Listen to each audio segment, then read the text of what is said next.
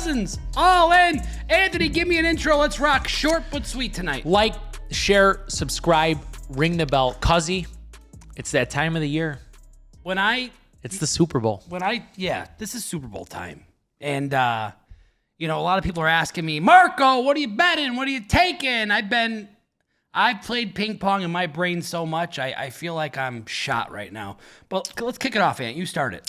Yeah, I mean, guys, we've got many people don't like the matchup. I'm one of the people that really doesn't like the matchup.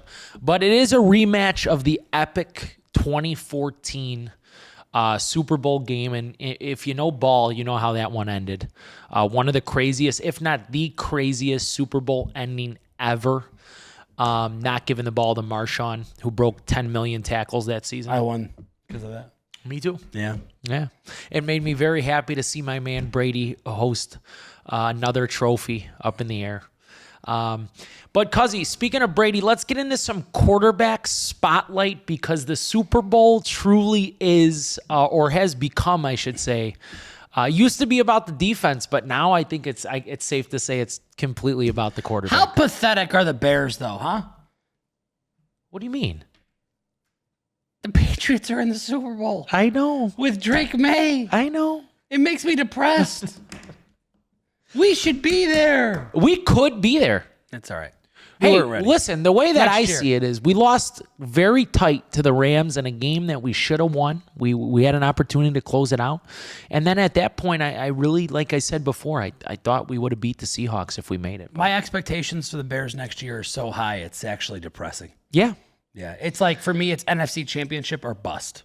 Yeah, it is. To be It's honest. NFC Championship or bust as long as we get the right pieces. Max Crosby, come get a beef sandwich, Cuzzy. I don't That's all know. I could He tell likes the dome, cuz. All right, Patriots back since Brady. This is a must. Are you saying is this a must win for Drake Maye? No, I'm saying, what do you think Drake Maye must do in this game? First time Super Bowl, Use his second legs. time in the league to win this game. Number one key, use his legs. Seattle comes at you with a four-man front very consistently. There's going to be opportunity for him to pick up a lot of difficult, I think, 3rd and 5s, 3rd and 6s with his legs. I think he's underrated as a runner. I saw it in college. I believe in his ability to move. I think if you ask me which quarterback has better legs in this game, it's definitely Drake Maye.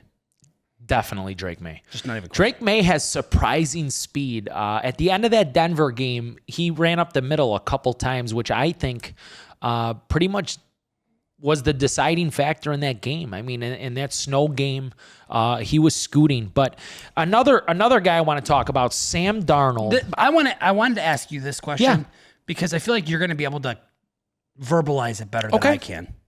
How can a win or a loss shape Sam Darnold's career in this Super Bowl?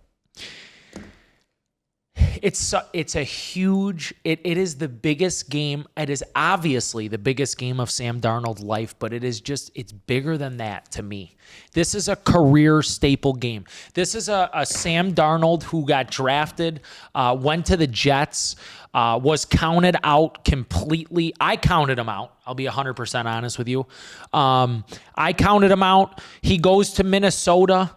Performs in Minnesota, a 14-win team. They get bounced immediately. Then he caught some heat after that. Despite going 14-3, he still caught heat. Yeah, got thrown out. Got tossed, which I said would happen. But then he comes in this year and he takes total command and control, wins the NFC.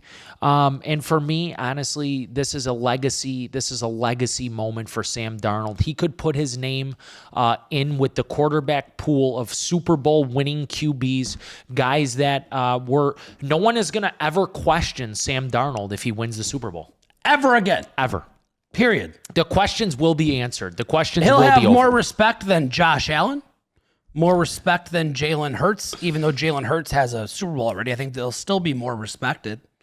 Jalen Hurts gets no respect. Oh, Jalen Hurts still gets no respect. Lamar Jackson. He's been to the Super Bowl twice, too. Hey, ready for this one? Joe Burrow. He lost the It's Super crazy. Bowl. Joe Burrow lost the Super Bowl. He did. So the question you have to ask yourself is if he wins this one, is he looked at as better, and I do think he will be. Yeah, like I said, if you're able to put yourself in a pool of names of QBs that have won the Super Bowl, there's only 50 what is it, Super Bowl 54? Yeah, but you have Brady who won a bunch. You got, But I'm saying, is this Super Bowl 54? I don't even know what number we're on anymore. I don't even care. It don't even matter, but you're right. Like, Brady's won 7, Montana's won 4, Bradshaw's won 3. There's just not the many. pool's little. It's a small pool. Yeah. Especially if guys alive. Absolutely. It's crazy. Okay, so a lot of people are asking me, hey, what does each Marco, what do you think each team has to do to win? Well, that's more of what does each coach need to do to win. I think Seattle's coach needs it to be high scoring. I think he needs it to be I think he needs both sides to be playing ping pong, because if this becomes a ping pong match for Seattle, they win. Yes. If this becomes a shootout, you're saying? Yes, a shootout. Yeah. If this becomes a defensive slugfest, I think that's where the Patriots might win. They could get caught. Everyone asks me, if it's over, it's Seattle wins. If it's under, Patriots will cover or win. Yeah. I think Vrabel needs to lean on the rest of his coaching staff in this game. I think they have one of the best coaching staffs in the league. I think he has to trust in his offensive coaching staff and Josh McDaniels. But I really think that the Seahawks coaching staff, if I was the Seahawks coaching staff, I would be as aggressive as you could possibly be. I would go for the kill within the first couple drives of the game. I would take shots. You're going against a New England team who lets up 79 rushing yards per game, number 1 in the NFL at stopping the run. Like I said, you got to utilize Darnold. You got to get Darnold in a comfy position. It just sounds like a lot of 3rd and 7. Yeah. And that's what I do believe is going to happen in this game. And there's a lot of people counting out New England, and their defense has not gotten the respect they deserve. Well, with that being said, what does 2 weeks of prep do for each side? I think for the Patriots, they're focusing on how do we slow down JSN, because he's proved even with double coverage or bracket coverage or, spot, the guy can go into any type of defense and catch the ball. And then I think on the other side, I think that Seattle is prepping for this Drake Maye 6 yards at a time. And I think they're going to try and play tight. I really do. And I don't think that the Patriots have a deep ball threat. With all due respect. Yeah. No, it's tough to say they have a deep ball threat. I will say, though, the 2 weeks of prep is so big in this game because, first of all, I think Vrabel's a phenomenal coach, but there could be an argument made that there's 2 head coaches on this team. And the thing for me is you're facing an offensive coordinator in this game on the New England side of the ball that has, I don't think people understand the magnitude of having a coach that has coached in multiple Super Bowls. Yeah. A guy who has called plays. Won't be phased at all. In multiple Super Bowls. He's like, I've done this however 5 times, 4 times, I don't even know how many times, but he's done it with Brady, granted, but hey, he's done it. But still, he's done it. Yeah, he's done it. So he gets to grab him and say, hey, I've been there, I've done that. It's going to get loud. Yeah. It's going to get weird. And look at me. It's going to be okay. Right. And that's like when you got a coach, it's like, listen, I'm going to walk you through it all. I've been there. Yeah. I think it's really goes far for a player. He's like, no, my coach, he's been there. He's won a bunch. The players got belief in him then. It's my turn to go in. Like, he told me what I need to do. I'm ready. What's funny is I think the 2 weeks of prep, Seattle's focusing on offense, and I feel like the Patriots are focusing on defense. Yeah. I really do. Exactly. I really believe the Patriots are focusing on how do we stop them, where I feel like on the other side, Seattle's like, my defense is short up. How can I go score? Yeah. I really believe both sides are preparing to fight each other, equally, which is very interesting. Physicality-wise, I think Seattle's a little bit more physical, a little stronger, a little bit more of a punch at the front line. Even though you said that, hey, Marco, they stopped the run better over on the New England side, that's fine. But the Seattle gets more pressure on the quarterback with 4, period. Yes. It's not even a question. Yes. And it's terrifying. I mean, he called it earlier in the year. I was like, I don't know. And now I'm like, oh, God, I believe. Lowest blitz rate. I've said it many times throughout the show this year for those guys in Seattle that say I don't give you any credit. I do. You just don't listen good enough. The lowest blitz rate in the league, yet the most QB hurries. A team like that gets after the Q without have to sacrificing a guy to blitz when they can drop a man in coverage is huge, especially against a second-year quarterback. I am going to give the discipline factor to New England in this game, but I'm going to give the speed factor to Seattle. I think Seattle is the more, let's say, athletic team out there. I think You call these the X factors. I call these the X factors. The X factors are physicality, precision, speed, discipline, explosiveness, and efficiency. I'm going to rattle off what I think. Physicality, Seattle. Precision, Seattle. Yep. Speed, Seattle. Discipline, New England. Explosiveness, Seattle. Yep. Efficiency, New England. Yeah. It's crazy. That's right. When you rattle them off, you're like, oh man, Seattle should blow them out. But I'm going to tell you something. One thing Vrabel's done in his career is he's won Super Bowls too. He's won Super Bowls too. He's played in Super Bowls. How would you like to have a coach that says, gentlemen, sit down. I'm going to explain to you what it's like to play in 1, 2, 3, 4 Super Bowls. Period. Like, hey, I'm going to explain it to you. It's going to get loud. You're going to get nervous. There's guys going to be throwing up before the game. The media, the magnitude, everything's going to be coming at you the week prior to the game, which I think is a huge thing in the Super Bowl too. I think a lot of guys lose focus in the week leading up. You know what's funny? What team do I think listens to their coach this week more than anyone? New England. 100%. I think New England, they're like Team Iceland. They're dressed up, ready to go. Their coach says something, they just say, no problem, coach. Yes, coach. And I'm sure Seattle's the same, but Seattle just has this more bad boy side that I feel like they have. The Kenneth Walker, the JSN. They just got this side to them. Their front four is so violent. I believe that, I don't know. I will tell you, the better team is Seattle. Yeah, they're the better team. We're not denying that they're the better team. And I'm not telling you who I'm picking yet. I've told you a million times, Seattle's the better team. But when you play in a Super Bowl, it's anybody's game. Yeah. One mistake throws everything off.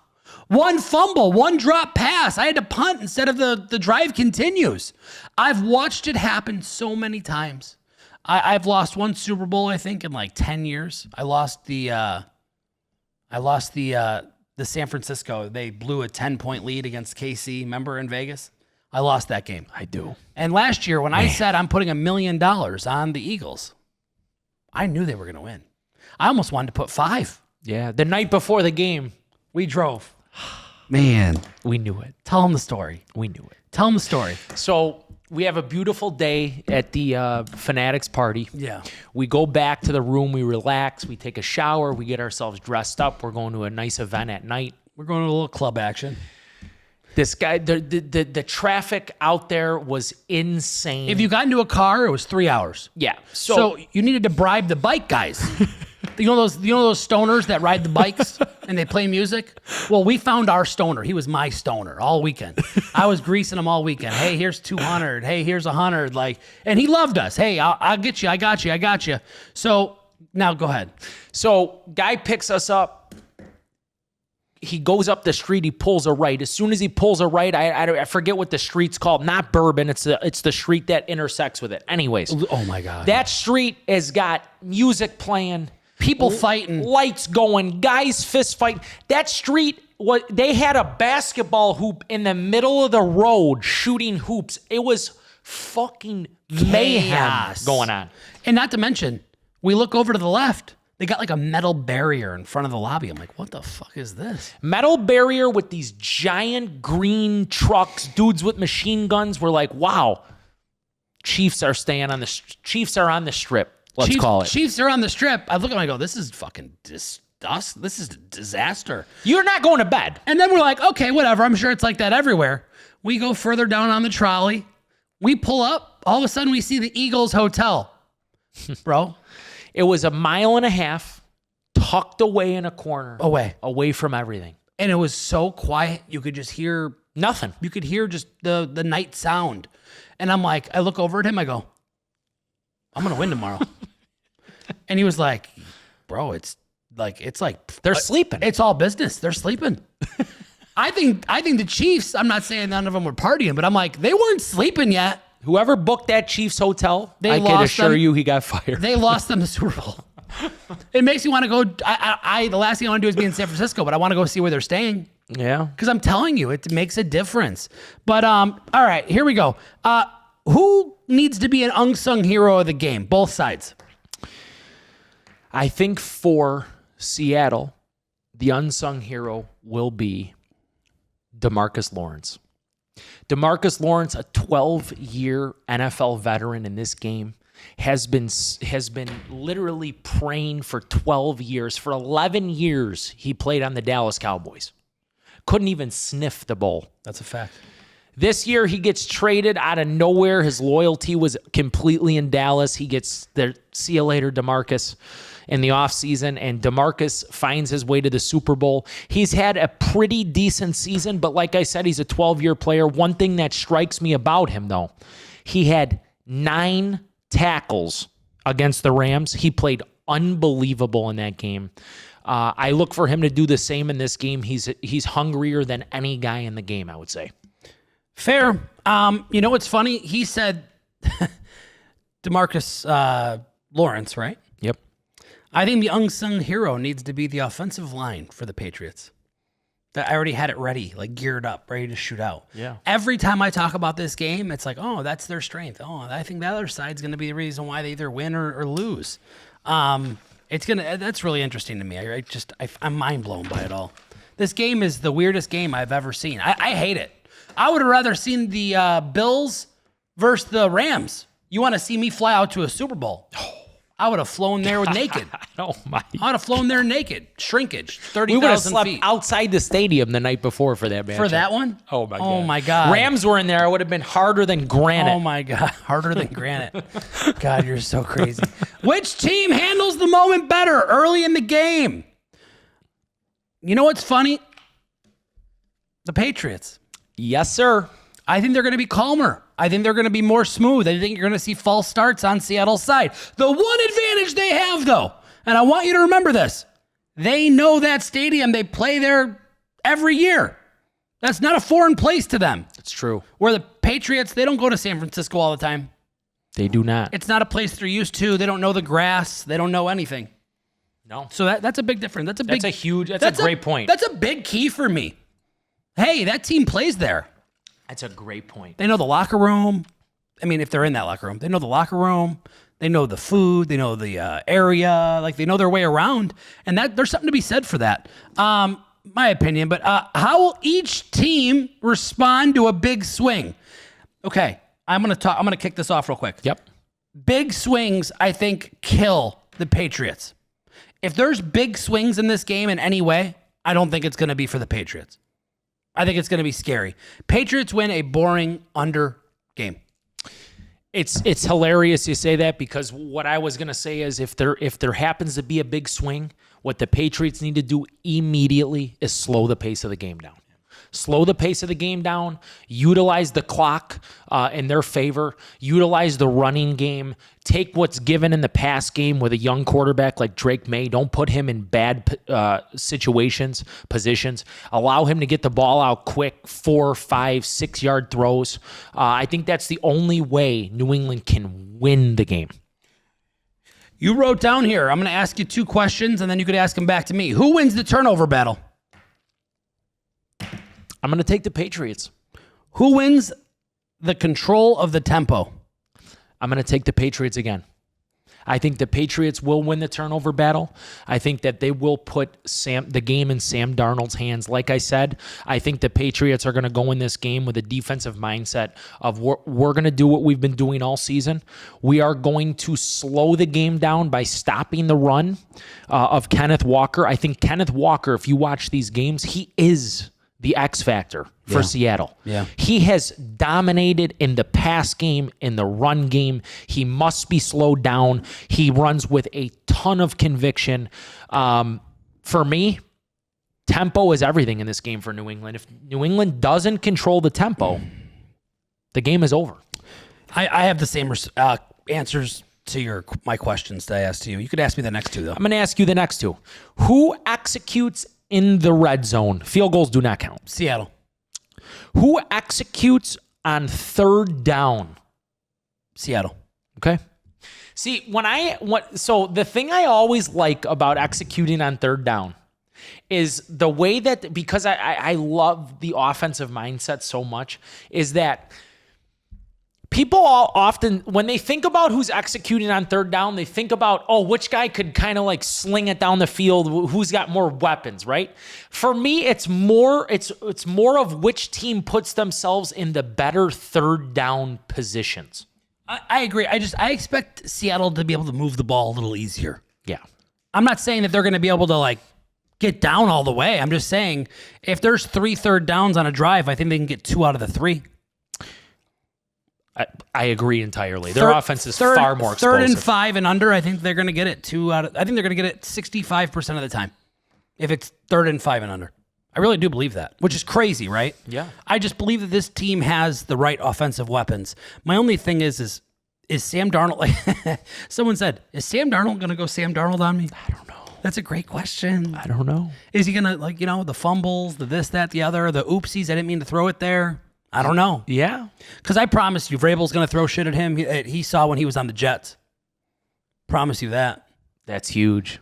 Yeah. Nobody wants to talk about that. That's a huge thought. Anybody think about that? You don't think that that Patriots team played him? I mean, 1,000 times. Come on. 1,000. People forget. Like, I'm not saying he's the same player, but tendencies might be the same. Yeah. If you can match tendencies, might be able to have predictions on where he might throw, a twitch where he might, if he twitches this way, he might go left. Oh, absolutely. And trust me, they're looking. They're for looking. 2 weeks. They're looking. It's like, when a girl walks by you at the mall and you're with your wife, she looks. She sees if you turn. She's watching. You might not know it. She might be going, oh, shit. Sorry, I had a bug in my eye. I'm just saying she's watching. Now, here's the crazy part. The public is hammering the Seahawks. Currently, earlier today, Anthony went and prepped our show. 83% of the money line bets are on the Seahawks. 70% of the spread bets are on the Seahawks. Whoa. Super Bowl underdogs are 17-7 against the spread. Whoa. Please talk about this next one. Super Bowl favorites of 4.5 points or more are 1-10 against the spread. Ain't that some shit? Guys, the Super Bowl is meant to be tight. The Super Bowl is essentially the best team versus the best team. In this case, it is because, the 1 seed got beat by New England, right? They're the 2 seed, whatever. Denver was like they were like a 1-1. Right, 1.5. Yeah, sure. And then you got Seattle, who is the clear one.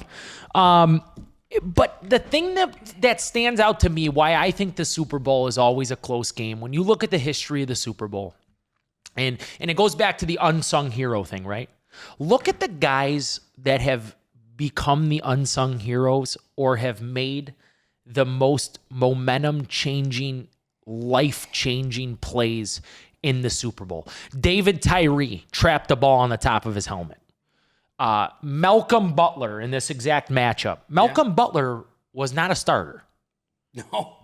Malcolm Butler jumped a pick slant goal line I route. saw a whole video on how they were the night before they were watching that play, and they said if you try and go around, it's a touchdown every time for the other team. Yeah. So he fought through and beat him to the spot, and then it was a pick. Yeah. It was the most beautiful thing I've ever seen, by the way. And it put me in a great position to talk shit to my friend Diego, who had Seattle. But everyone's asking, Marco, what are you betting? I am currently between 2 bets, and I'm going to be very transparent with you. The 2 bets I'm between are under 46 or plus 5. So New England plus 5 or under 46. I don't know. I don't know. I don't know. If you made me make a bet right now, I wouldn't make it. I'd live something. Hey, let me tell you something. You want to live? Live bet a Super Bowl. But the 2 pregame picks. Last year I said, I'm hammering. I told you, I'm taking the Philadelphia Eagles plus, what was it, 1 plus 1 for 1.2 million or 1.1 million or whatever I did. And It won. Easy. Yeah. Easy. Spit in my mouth easy. We knew there was a winner. But this one, I don't have that conviction. I'm convinced an under, and I'm convinced maybe a cover, but like here's the problem. 70% on the over too, by the way. Great. I love to hear that. Yeah. I'm just saying I love under 46 because I can totally see a 24-21 finish. I can just totally see it. Or a 24-22 or like a weird, like, okay, that's 46, but I still cover. Right. You know, so I'm just so torn. So my two picks for the Super Bowl are +5 New England and under 46. Those are my two picks. I don't know which one I'm betting yet. Stay tuned. You can watch, tune in, whatever you want to do. Cuzzy, I'm riding with Kendall Jenner on this one. I got to take the Patriots +5. I have to do it. I'm going to go ahead and I'm going to go down with the institution that is the sports books and Las Vegas, and I can't ride the public train on this one. I'm gonna fade the public, and I'm gonna go Patriots +5 in this game. And I also am gonna lean on the under 46 because I do believe the team that plays better D will win the game. I know a lot of people are talking about the explosiveness of the Seattle Seahawks offense, and make no mistake, they are explosive, but I think they're going to have to play D in this game, and I think that New England is going to have to play even better D if they want to win the game. But I do believe, for you Seahawks fans that get upset, I do believe you will win the Super Bowl by 3 points. That's how I feel. I think the Seahawks will win this game by 3 points. And honestly, I think it might be the last field goal of the game. You know what's crazy though? All I can think about is, man, if I had $1 million in the Pats and they win, it's $1.9 million win. I know. Huh? Plus But 190. you can't turn down 5 points. I mean, you just can't in the Super Bowl. No. You just can't. You can't. And the Hawks are -230. So in my head, I'm like, oh my God, it's not even $500,000 if I risk $1 million. Fuck that. You know what the provolone is of the Hawks -230? What? Tell me how many times the Hawks -230 is going to get plugged in a parlay of your choice this weekend. Everybody is going to plug. Here, let's put it this way. 83% on the ML. People are blowing, everywhere I go, people are blowing Seattle. They are. They're blowing them. 2 hands with eye contact. Oh, they're going to blow them out. Blow them out. Oh my God. Maybe. It's the Super Bowl. I'm just saying, I get it. 2 weeks of preparation is a big deal. It's not like 2 college teams where one's like way bigger or stronger or faster. This isn't like Indiana where it's 27-year-old guys against, 20-year-olds. Just not like that. Yeah. So I'm just saying, buckle up, Buttercup. It's gonna be an interesting time in San Fran. All my friends out there, I love you. I'm sorry we didn't come this year. Got my gallbladder out. I didn't want to be there and not have a toilet nearby. I've been fucked up and pooping for weeks. But until next time, I love you. March Madness is coming. We'll be back for March Madness. Your cousins, after the Super Bowl, I am taking like about a month break from betting. I need a break. And that comes with a lot, man. I just need a break. You know what it's like every night to be sweating? You know what it's like every night to be sweating and 500 of you jagoffs just adding insult to injury when you lose too? Just so you know. It's okay though, but I'm going to take a 1 month break and I'm going to come in hot and heavy for the March Madness. I think this is going to be one of the best years college basketball has ever had. It is so even across the board. Anybody can win. Anybody can play. It's going to be fun. I love you. It's been a great year. Until next time.